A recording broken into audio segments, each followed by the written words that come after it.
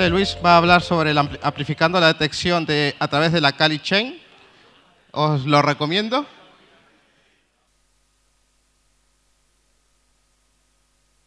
Bueno, pues buenas tardes a todos y muchas gracias por acompañarnos en esta sesión.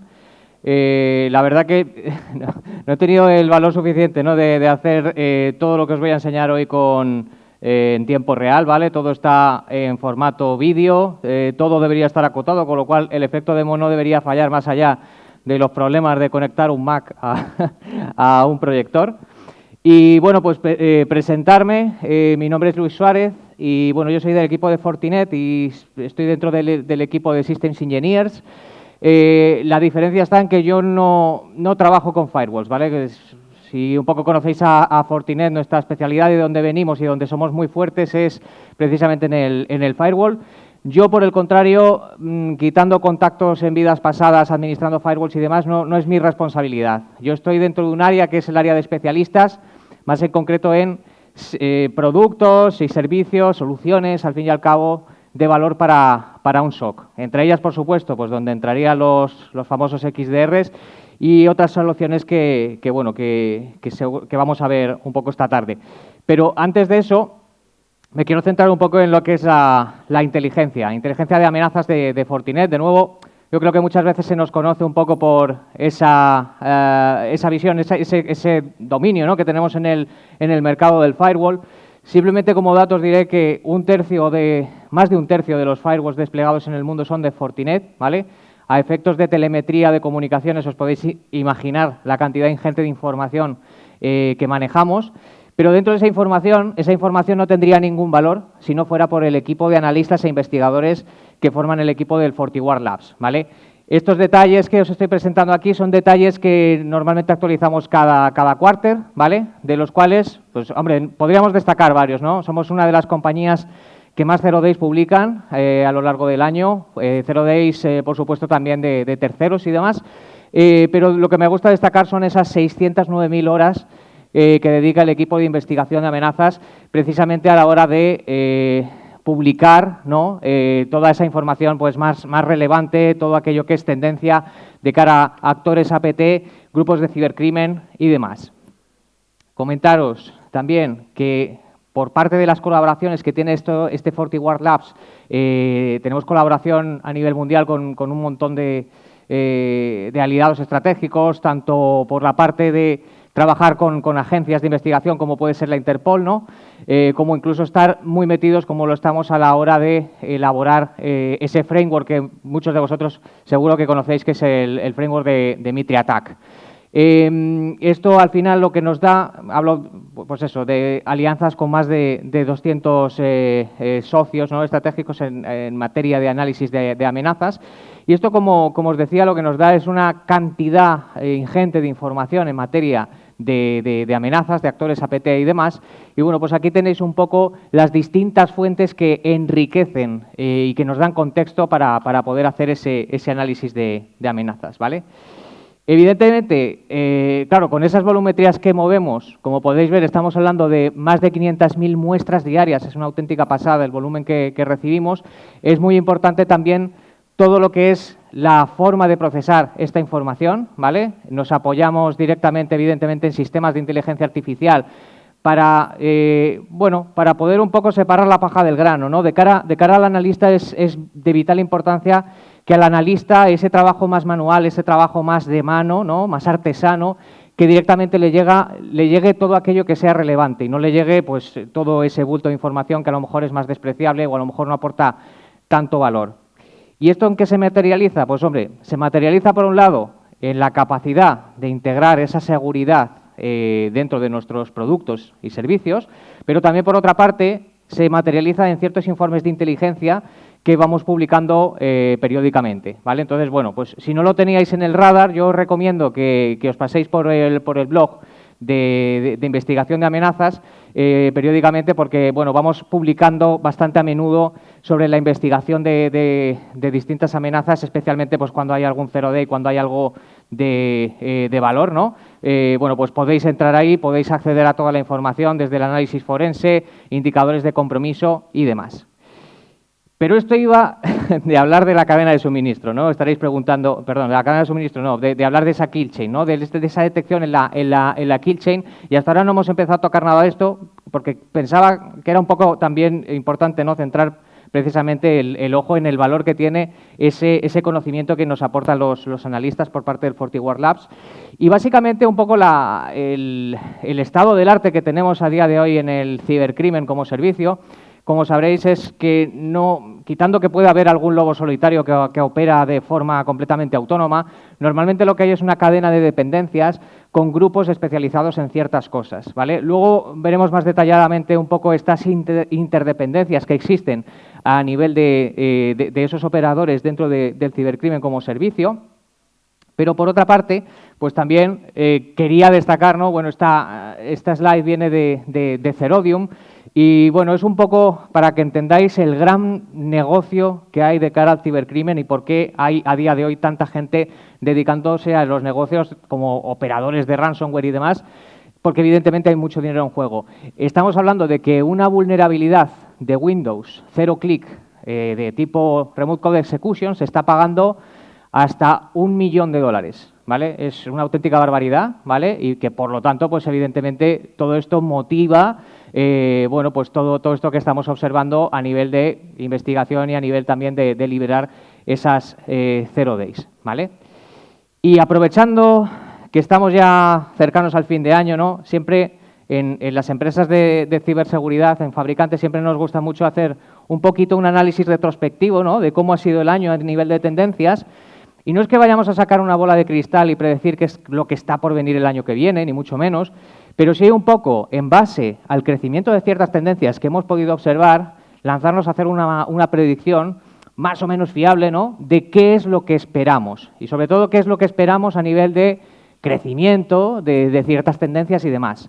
Y como sabéis, este año, a nivel político, ha sido bastante movidito, ¿no? El tema de la guerra, Ucrania-Rusia, también ha traído ciertas nuevas tendencias que estamos viendo que van al alza, ¿no? Como sería, por ejemplo, la parte de los wipers, ¿vale? Los wipers son este tipo de ataque que básicamente no tiene un propósito ni de extorsionar a la víctima, ni de exigirle un rescate como sería en un ransomware, sino básicamente el propósito que tiene es destruir toda la información, ¿vale? Esto, como digo, se ha visto especialmente más a principio de año, pues por todo el tema del conflicto Rusia-Ucrania. Ha habido varios estudios, ¿no?, que revelan que se han atacado infraestructuras críticas dentro del territorio ucraniano con ataques provenientes de actores rusos, y esto lo que buscaba es el colapso total, ¿no? El parar esas instalaciones, busca precisamente eso, el pararlas, ¿no? No se busca un rescate, sino más bien utilizar esa inteligencia y utilizar esos ataques como una herramienta más estratégica y más de la parte que forma, bueno, pues esta nueva guerra digital. Luego, a nivel de tendencias, y esto dependerá un poco del calado que tenga ese metaverso que tanto estáis oyendo hablar y que parece ser que finalmente el 2023 no va a ser tan prometedor para Meta como en un principio ellos esperaban, ¿no? Se hablan de varios despidos que va a afectar a la compañía, pero aún así sí que es cierto que existe una tendencia en relación a la hora de entender ese metaverso y, por lo tanto, nuestros analistas piensan que es probable que el próximo año se empiece a hablar de la seguridad en este tipo de dispositivos. Es decir, no tenemos que entender los cascos de realidad virtual o los cascos de realidad mixta como simplemente una interfaz más, sino como una herramienta y, por lo tanto, un nuevo vector dentro de esa superficie de ataque que podría utilizar un atacante a la hora de engañar a una víctima, a la hora de robar sus credenciales y a la hora de robar su información.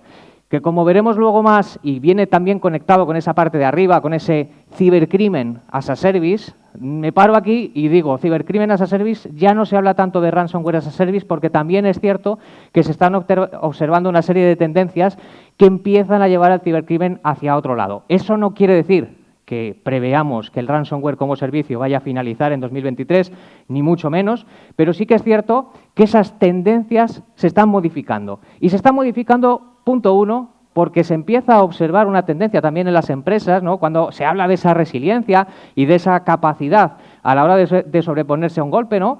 Se empieza a observar esa forma en la cual ahora somos más ágiles a la hora de responder un incidente, somos más ágiles a la hora de responder en la recuperación de ficheros y, por lo tanto, esas técnicas están yendo hacia otros sitios, como es, por ejemplo, la exfiltración de la información, cuando no directamente borrarla directamente, ¿vale? Y, bueno, por último, tendríamos esa parte más enfocada, ¿no?, de aplicar modelos de inteligencia artificial para lo que sería el lavado del dinero, ¿vale?, dentro del cibercrimen.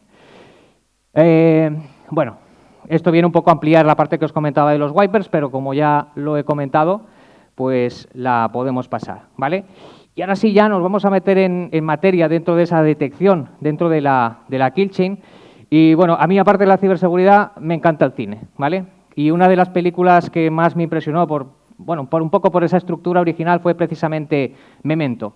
Memento es una película cuya narrativa se cuenta desde el final hacia adelante. Y a mí este concepto siempre me ha llamado mucho la atención porque es exactamente el mismo relato que se construye cuando alguien de respuesta a incidentes o alguien especializado en una forense tiene que hacer ese análisis forense. Es un relato que siempre se escribe desde el punto de vista cuando ya se ha llegado al objetivo y se hace una especie de tirar del hilo, ¿no?, hasta que finalmente somos capaces de identificar en qué punto o qué técnicas, tácticas y procedimientos se han empleado en el ataque, ¿no?, para poder, en este caso, sustraer la información o cifrarla o lo que sea, ¿vale? Por ampliar todo esto, ¿no?, básicamente, cuando observamos esta misma kill chain desde la parte del red team, es una secuencia cronológica, es el orden correcto, ¿no?, en la que se suceden esos sucesos.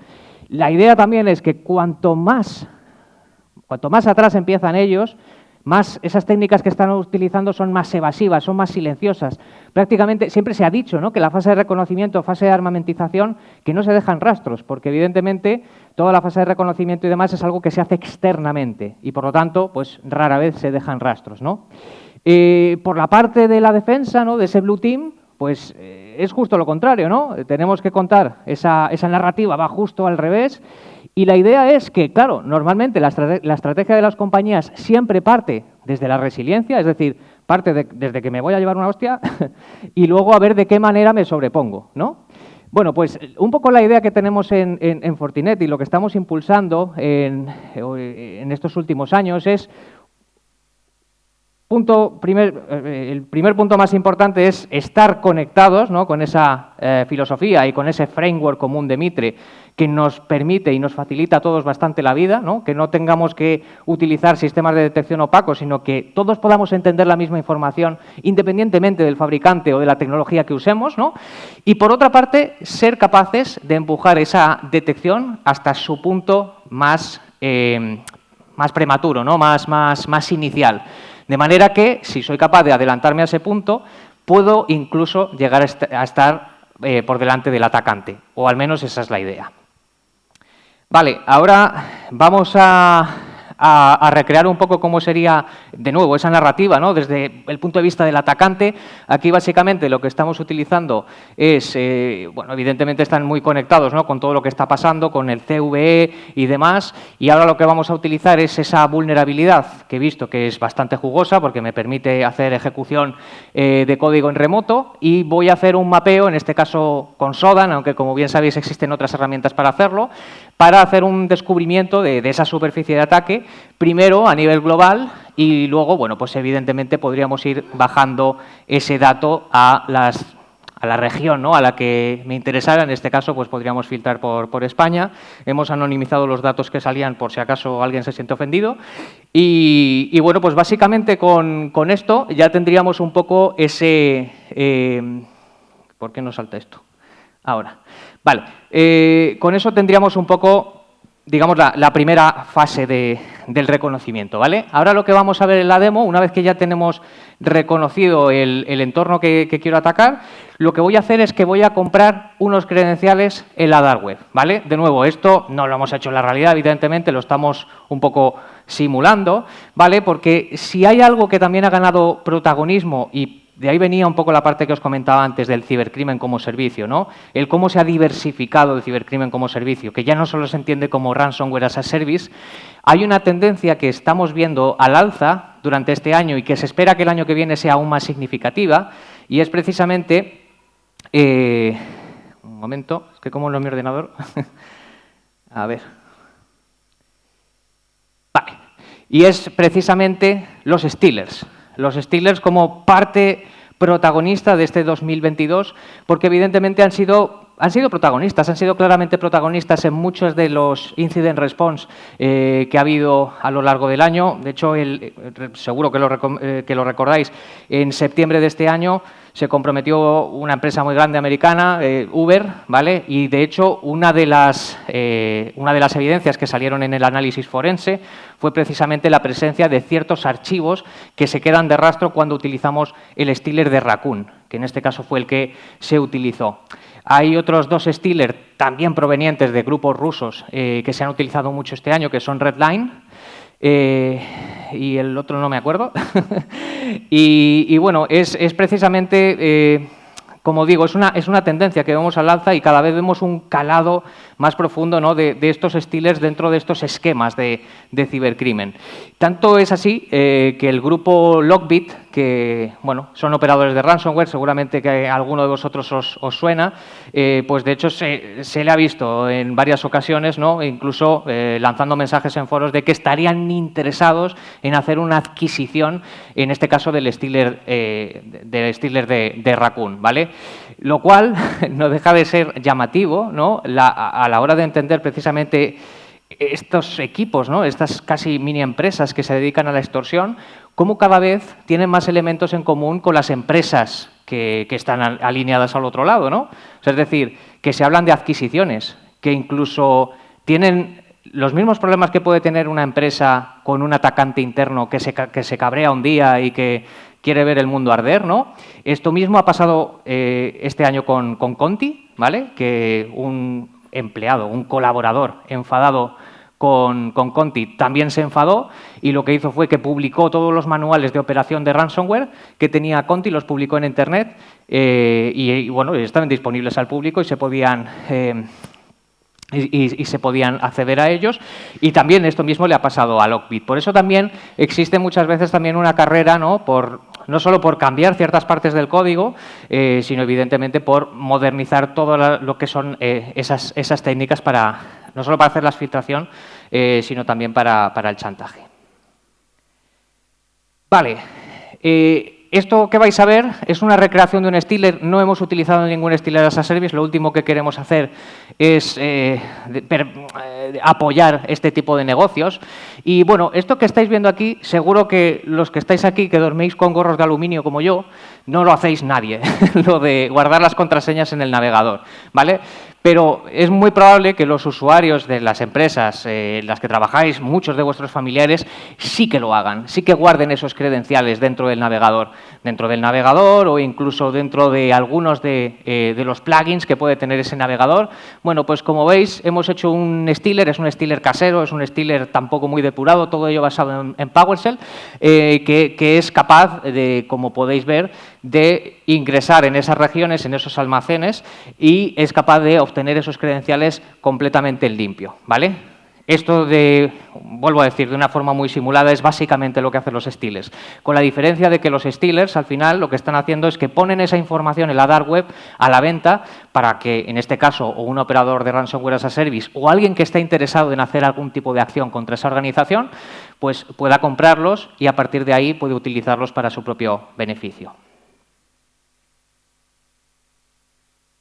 ¿Por qué no pasa? Ahora. Vale. Una vez que tenemos esos credenciales, lo siguiente que vamos a recrear en esta demo, ¿vale? Esto es, bueno, por un problema de configuración de la directiva del controlador de dominio. Es algo que nos hemos encontrado bastantes veces en la forense de muchos clientes, ¿no? El directorio activo, si tú lo configuras por defecto, digamos que hay una directiva, ¿no?, en la cual, si tú no la limitas, te permite ingresar hasta 10 equipos, ¿vale?, directamente dentro del directorio activo sin que seas administrador del dominio, ¿vale? Por lo tanto, nos vamos a conectar a la VPN con esos credenciales que hemos robado y a partir de ahí vamos a lanzar bueno, pues, ciertas tácticas, ¿no?, relacionadas con la parte del descubrimiento, ¿vale? Bueno, aquí, como veis, estamos utilizando esos credenciales robados a través de un stealer para conectarnos a la VPN. Una vez que estoy dentro de la VPN, vamos a ingresar la máquina dentro del dominio, ¿vale? Vuelvo a decir que esto no es en, no es en todos los sitios, pero ya me entendéis, ¿vale? Simplemente son directivas que no se han tocado y que viene con la configuración por defecto y que, por lo tanto, pues me deja ingresar, ¿vale? Una vez que tengo ya la máquina dentro, lo que vamos a hacer, estamos utilizando Bloodhound, ¿vale? Y con Bloodhound lo que vamos a hacer es un descubrimiento, ¿vale? Bueno, pues del directorio activo lo primero para dos cosas, ¿no? Para establecer dónde está la joya de la corona, ¿vale? Es decir, dónde está ese controlador de dominio, cuántos saltos voy a tener que pegar para poder llegar hasta ahí, ¿vale? Y, evidentemente, enumerar los usuarios o el usuario que me puede permitir elevarme dentro del directorio activo. Una vez que tengo esas dos cosas, pues lo que puedo hacer ya directamente es tener el control de la organización y ponerla a mi disposición, ¿vale? Bueno, y no sé por qué no pasa, de nuevo. Siguiente. No me hace caso. ¿Espacio? Nope.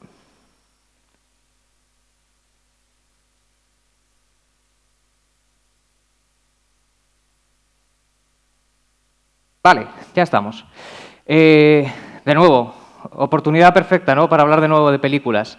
Si esto fuera una película, a mí me encantaría deciros que para adelantarnos a esa fase de reconocimiento y a esa fase de armamentización, lo ideal sería que viajáramos al futuro, ¿no?, y que cogiéramos un almanaque, un informe de inteligencia de los indicadores de compromiso que vayan a afectar a tu empresa, ¿vale?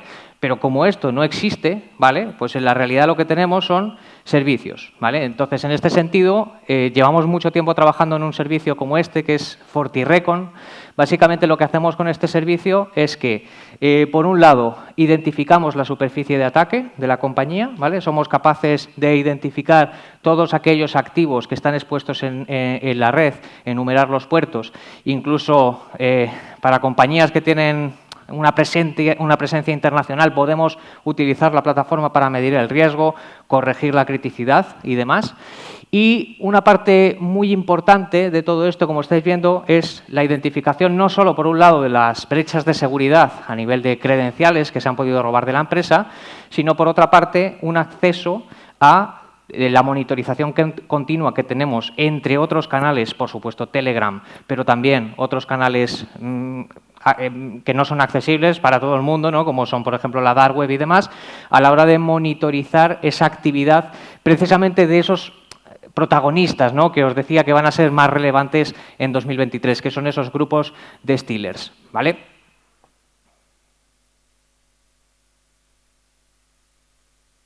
Y bueno, a ver si consigo pasarlo.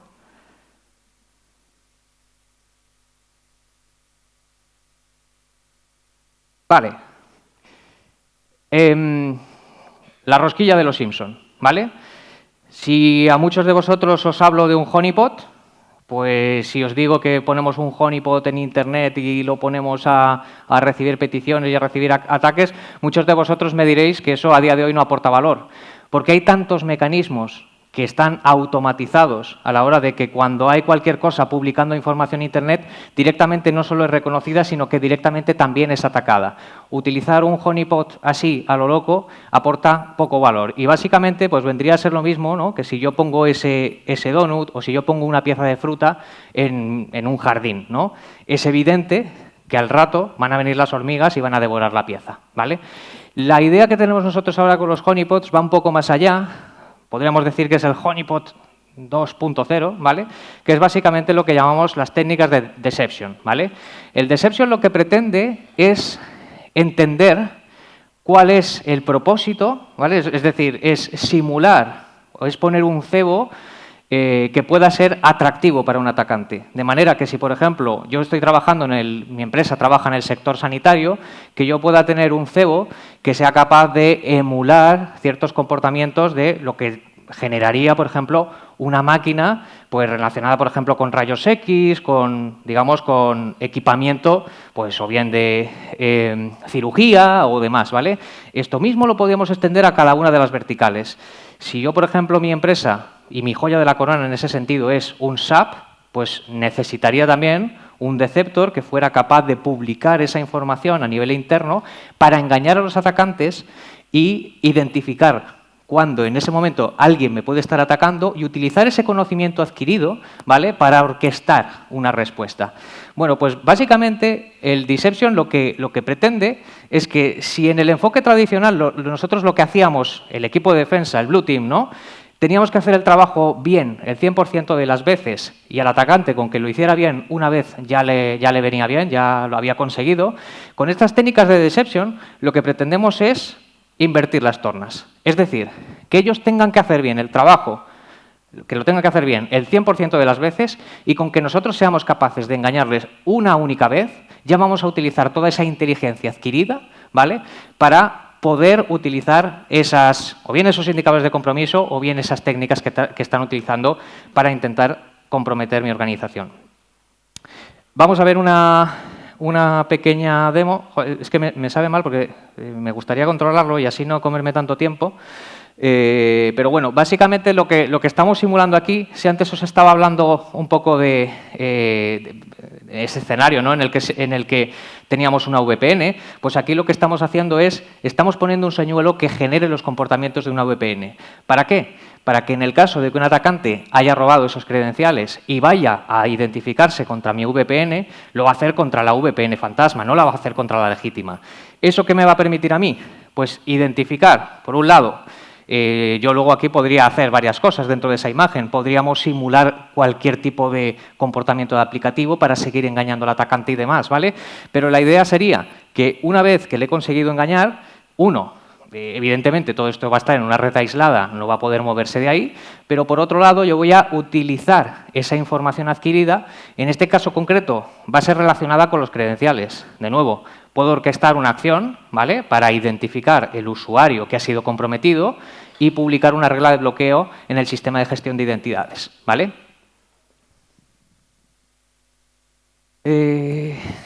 Vale. Ah, mira, pues me lo he conseguido saltar, ¿no? Sí. Vale. Bien, una vez que están dentro y que han establecido ese camino, ¿vale?, para llegar ahí, de nuevo, hablamos en el año 2022 que el ransomware ha tenido un protagonismo absoluto en este año. El año que viene, pues ya veremos qué es lo que está por venir, ¿no?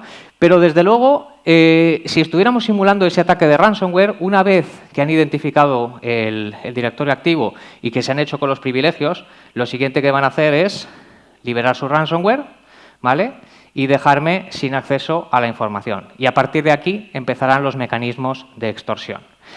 Vale. Uy, qué mal se ve esta. Os pido perdón. Vale. Ahora vamos a hablar, ¿no?, de nuevo. Ahora, si dentro de esa kill chain estaríamos de nuevo en la zona más de atrás. Estaríamos hablando desde la zona más de impacto porque ya tengo al enemigo en casa, ya ha robado los credenciales, ya está haciendo acciones dentro de mis sistemas, dentro de mi casa, ¿vale? Entonces, aquí lo que podríamos hacer es utilizar el EDR, ¿vale? El EDR, en este sentido, aquí a mí me gusta un poco hablar de, digamos, de la evolución, ¿no?, que ha sufrido el endpoint a nivel de mecánicas de detección. Hablamos de que en los años 90 pues utilizábamos firmas estáticas, utilizábamos firmas, ¿no?, que básicamente yo ejecutaba una cosa, comparaba si lo tengo en la lista y es malo, lo bloqueo, si no, pues lo dejo pasar, ¿vale? Luego todo esto, a partir de los 90 se empezaron a ver, pero también se popularizó más en los 2000, ¿no?, las técnicas de polimorfismo, que es básicamente, pues oye, yo tengo un código, ¿no?, y simplemente con alterar una parte de ese código ya directamente genero otro hash, con lo cual ya el sistema de detección basado en firmas no es capaz de localizarlo, ¿vale? Por poner un ejemplo, con esto de la heurística, es básicamente como si yo viera a Superman y con el sistema de firmas de repente aparece este señor con gafas, ya las firmas no saben que es el mismo tío, ¿vale? Pero la heurística sí, porque la heurística entiende que hay ciertas similitudes entre estas dos personas y por lo tanto es capaz de identificarlo como que son de la misma familia. El paso posterior a la heurística es precisamente en el que estamos ahora, que es Framework de Mitre y que es, por supuesto, también utilizar esa lógica de detección más basada en comportamientos. Siguiendo esta analogía con Superman, a mí ya no me preocupa Superman. A mí me preocupa cualquier persona, y cuando digo persona entended que puede ser un fichero, o puede ser un proceso, o puede ser un comando que se esté lanzando en mi sistema, y que lo que me preocupan son las acciones que lleva a cabo. Por lo tanto, Superman me da igual. Lo que me preocupa es cualquier kryptoniano, ¿no?, que sea capaz de hacer, que sea capaz de volar, que sea capaz de utilizar el viento gélido, que sea capaz de utilizar la visión esta que quema, ¿no? Es decir, identifico esas técnicas que utiliza bueno, pues los kryptonianos, ¿no?, para englobarlos y utilizar una regla de detección de patrones de comportamiento. Y una de las formas también de utilizar esto, aparte de con LDR, es precisamente con una sandbox, ¿no? Es decir, utilizar un entorno, ¿no?, un entorno completamente seguro, un entorno completamente aislado, en el que yo voy a poder detonar esas muestras y en la cual voy a poder obtener información de calidad sobre ese ataque que estoy recibiendo. Evidentemente, también la gracia está en hacerlo en distintos sistemas, ¿vale? No, evidentemente, por supuesto, Windows, ¿no?, que es un poco el más extendido, pero poderlo hacer incluso en controles industriales, poderlo hacer incluso en Android, en Apple y demás. Pues, evidentemente, tener una sandbox en este sentido también te va a dar esa visibilidad para cubrir ese tipo de sistemas. Y había una cuarta técnica a la hora de cubrir la detección, ¿vale? Es decir, hemos contado firmas, hemos contado heurística, hemos contado comportamientos y ahora, sí, amigos, la inteligencia artificial. Ni una sola charla técnica sin inteligencia artificial, ¿vale? Para explicar un poco qué es lo que hace la inteligencia artificial en el sentido de la detección, no es que vaya a hacer que detectes más, ¿vale? En el sentido, por ejemplo, de nuestro EDR, lo que hace es que maneja contexto, ¿vale? Es decir, es capaz de identificar un proceso que a día de hoy no está firmado, por ejemplo, no tengo suficiente reputación de él y puedo observar las acciones que va haciendo. Si no accede a regiones críticas del sistema operativo, bueno, igual no tiene por qué preocuparme, ¿no? Pero en el momento en el que empiece a acceder a ciertas regiones sensibles, ese sistema de inteligencia artificial, lo que puede hacer de la misma forma que haría alguien del SOC, un analista, ¿no?, es entender que de repente esas motivaciones han cambiado, ¿no?, y que por lo tanto tengo que poner más ojos sobre ese proceso, ¿vale? Este sistema de inteligencia artificial al final lo que nos permite es eso, el poder dar al analista del SOC más herramientas para poder monitorizar las cosas de forma automática. De una forma muy sencilla, para que se entienda un poco esta analogía. Este señor de aquí es Batman, ¿vale?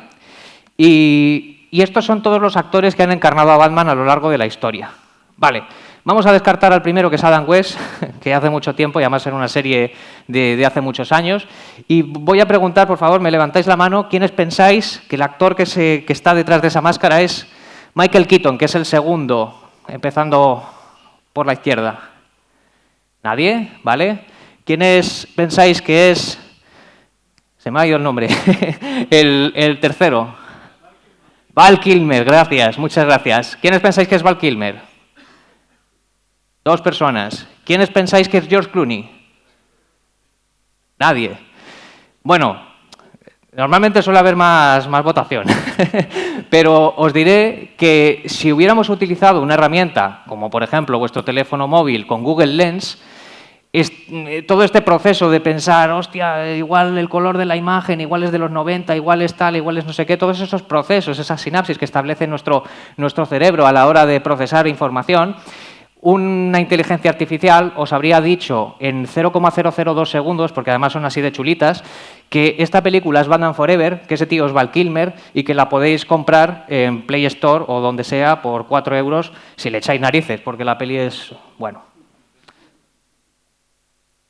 Vale, y bueno, pues íbamos a hablar de ransomware, ¿no? Y precisamente como vamos a hablar de ransomware, pues qué mejor manera de precisamente centrar el discurso en Lockbit, que como digo ha sido un gran protagonista durante el año pasado, pero también durante este año.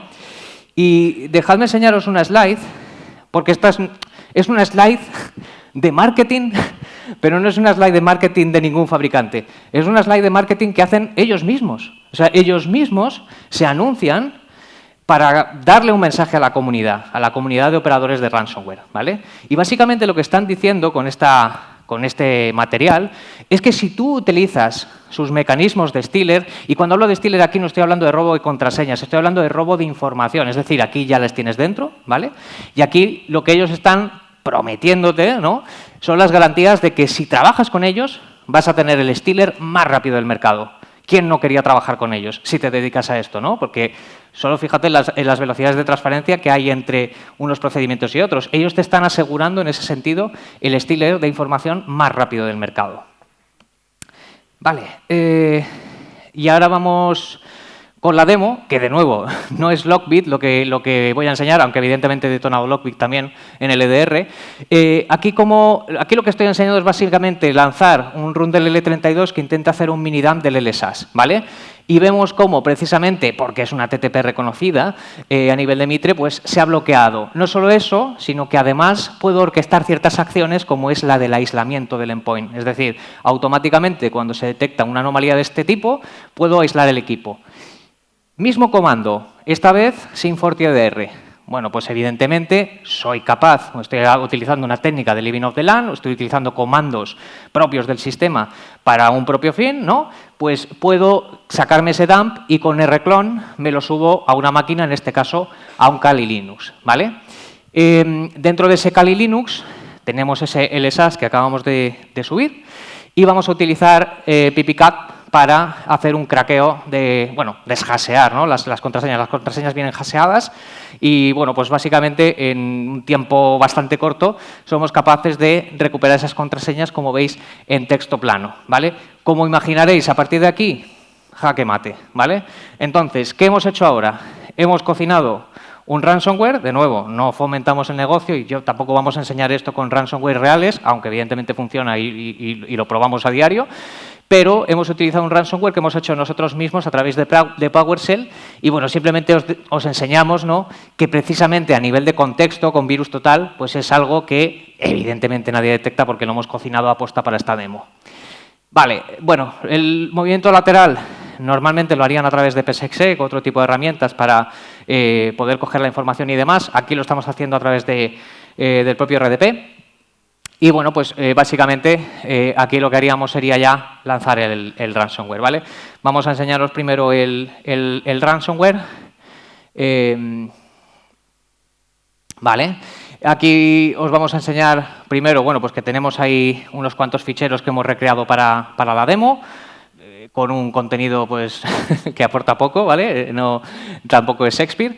Y, bueno, pues efectivamente, como tenemos este cryptor que hemos hecho basado en PowerShell y lo vamos a ejecutar en la máquina víctima, y cómo efectivamente, pues sin un mecanismo de protección que sea capaz de identificar esos comportamientos, como toda esa información, pues evidentemente se ha visto completamente cifrada, ¿vale? Intentamos abrir el fichero. No tiene cabecera, por lo tanto no sabe con qué tiene que abrirlo y, como podemos ver el contenido a través del Notepad, absolutamente toda la estructura interna se ha perdido, ¿vale? Si esto mismo lo hacemos con FortiEDR, FortiEDR tiene mecanismos de recuperación, ¿vale? Es decir, que aun en el caso de un ransomware que utilice técnicas desconocidas, es capaz de recuperar ficheros. Y cuando digo recuperar ficheros no es que vaya a romper el cifrado del ransomware, eso es imposible, no. Aquí de lo que se trata es de adelantarte a ese paso y ser capaz de sacar una muestra anterior a la escritura, ¿vale? En ese sentido lo hacemos con un método patentado, único, en el cual no nos apoyamos en shadow copies, porque, como sabéis, es lo primero que se zumba un atacante, y lo hacemos en un proceso basado en memoria, ¿vale? Una vez dentro de la consola, pues podríamos hacer toda la investigación, identificando si esto es una técnica de exfiltración de información o es una técnica de cifrado de ficheros. Todo ello, incluso, pues, como podéis ver, mapeado con el framework de Mitre, ¿vale? Para los que seáis analistas, además, la herramienta es capaz de que incluso si yo tengo ese proceso todavía está vivo en la memoria, es decir, yo he configurado las directivas para que no me mate el proceso, porque igual me interesa hacer un dump de la memoria y poder identificar todo lo que se ha ido lanzando en el PC. Eso lo podemos hacer. Están los dos sabores, desde automatizar toda la respuesta a, oye, venga, vamos a dejarlo para que sea el propio SOC el que identifique todos esos flujos, saque un dump de la memoria y pueda analizar todo el compromiso que ha sucedido dentro del equipo, ¿vale? Bueno, aquí tenéis todo lo que es la parte de orquestación, que evidentemente somos capaces de hablarnos con firewalls, por supuesto de Fortinet, faltaría más, pero la idea del Security Fabric también es integrar el resto de piezas del mercado, es decir, ser capaces de integrarse con Checkpoint, con Palo Alto, con demás. Con los NACs exactamente lo mismo, podemos hacerlo con el nuestro propio o podemos hacerlo con cualquier otro del mercado. Al final, ¿esto en qué nos ayuda? Nos ayuda de nuevo a que esa orquestación de las acciones a nivel de respuesta no sea algo que se quede solo en el endpoint, que sea algo que se poble a través de los distintos elementos que componen la estrategia de ciberseguridad de la compañía.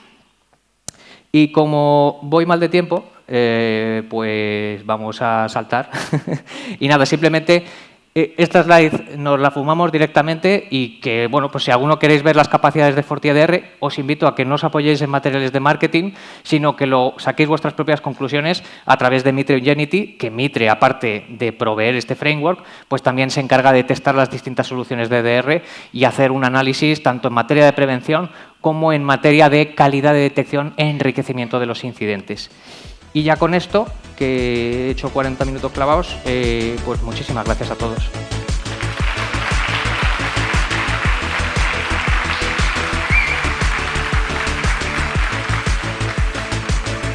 Muchas gracias, Luis.